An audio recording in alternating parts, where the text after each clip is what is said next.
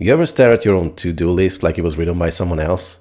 Someone who clearly overestimated how much energy you'd have today? You know what you want. You even say you're committed. But when it's time to actually do the thing, you somehow freeze. You overthink. You hesitate. Or worse, you distract yourself and pretend you will circle back to it later. And maybe you've asked yourself, why don't I just trust myself? See, most people think this is a motivation issue or a confidence issue, but it's not. It's a self-trust issue. And it actually runs way deeper than you think. So in this video, I'll show you why you keep second-guessing yourself even when you know what you want, the hidden ways you've been trained to betray your own guidance, and how to rebuild real unshakable trust in yourself so you can finally act with clarity, speed, and conviction again. Stay with me till the end because I'll show you how to shift this pattern fast without years of journaling or trying to think more positively. So let's dive in. See, we all trust something. So even when you say, I don't trust myself, what you're actually doing is trusting that voice in your head that says you'll probably mess it up. You're trusting the pattern, the past, the fear. So trust isn't absent, it's just aimed at the wrong source. And unfortunately, this misplaced trust can become a self-fulfilling loop. You hesitate, so you miss the opportunity, you feel like you failed, and now you trust yourself even less next time. But here's the real reason it keeps happening.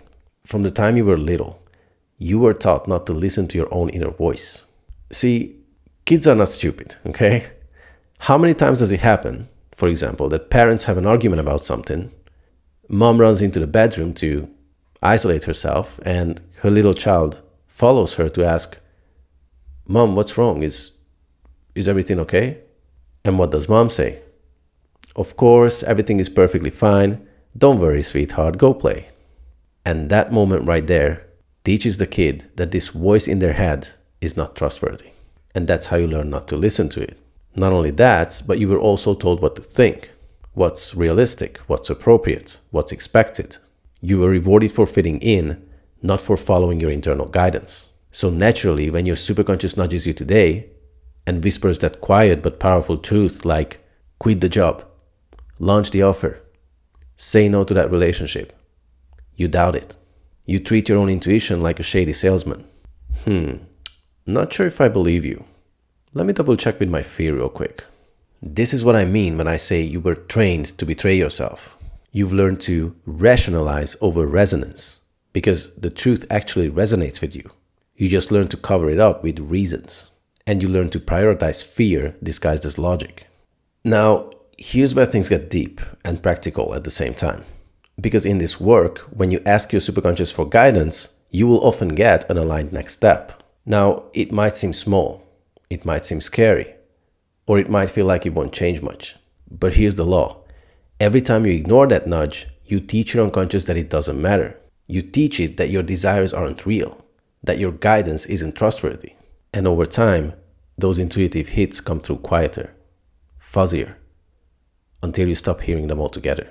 This is why it's so important to actually act on what comes through, because that teaches your unconscious what you believe in more than anything else. In our work, we often say behavior is the highest form of communication, not your affirmations, not your vision board, how you actually act, how you show up in the world. So if you want to rebuild that self-trust, you can't just talk about trusting yourself. You have to start behaving like someone who trusts the guidance they receive. Now, let's talk identity, because this is the real root of the problem. Reason why is because most people don't operate from their creator identity. They operate from their survival identity. And the survivor isn't here to dream, expand, or manifest. The survivor is only here to cope. It asks questions like, what's the safest option? How do I avoid pain? What would keep people liking me? If you don't know about Alex Hormozi, he shares some of the most valuable advice for business owners here on YouTube. And one thing he talks about is how during a transition, like going from a 9-to-5 into building your own business, people typically waste the most time trying to avoid the very things that they know would actually help them grow their business. Or just think about your own life. You probably know what to do. You probably know what the next step is. It's just scary. So instead of doing it, you start coming up with clever excuses for why you're not ready. You try to meditate the fear away. Like, I remember when I first started, I found this list called 20 movies every entrepreneur should watch. And instead of prospecting or whatever else I needed to do to move the needle for me at the time, I systematically started going through that list one movie at a time. But why did I do that? Because deep down, I was afraid of getting rejected. And I guess I somehow thought that if I go through that list, my fear will somehow magically disappear. I don't know. But that was because I was trying to achieve something that my structure back then didn't allow me to have. Because in my mind, I wasn't a successful business owner. So when you get an intuitive download for a bold step to take, of course your mind will shut you down. Not because you're weak, but because your structure, your identity and belief system is wired for stability, not creation. You can't build radical self-trust on top of a survival identity. It's like trying to plant roses in concrete. Doesn't matter how beautiful the vision is, it simply won't grow. Now, let's touch on how choosing the end result actually creates trust. Because this is where most people get it backwards. They say, once I trust myself, then I'll go after that big result. But the truth is the opposite. Once you choose that big result and step into the version of you who already has it, that's when trust starts to build. Not because it suddenly feels easy, but because the moment you make a true choice, a real non-negotiable decision, you collapse all the noise. You stop entertaining 17 different options. You stop waiting for permission.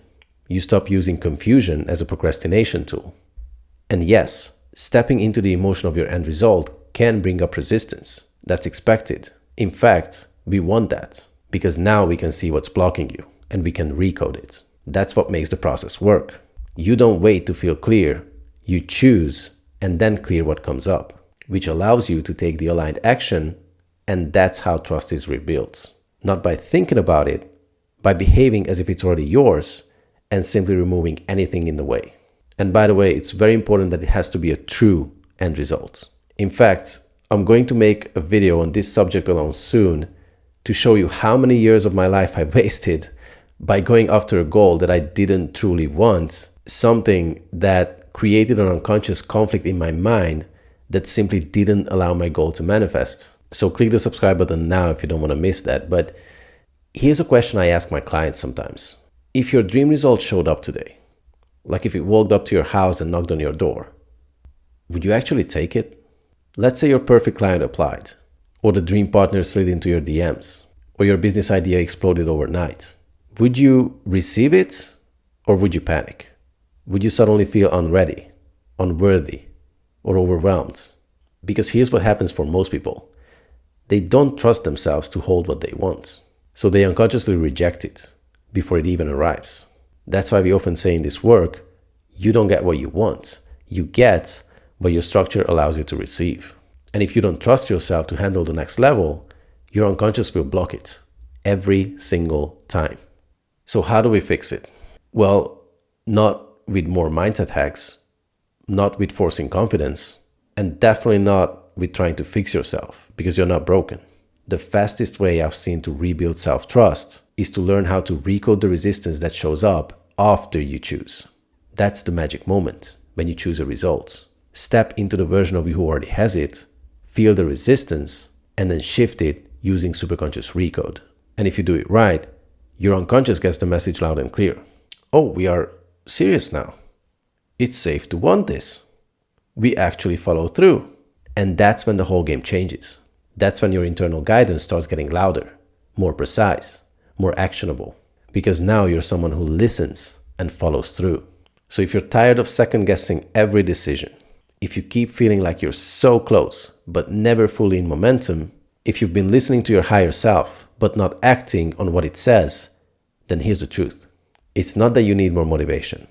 You need the right structure. One that aligns your identity with the life you actually want to create. That's exactly what I help you build in my free Superconscious Awakening School group.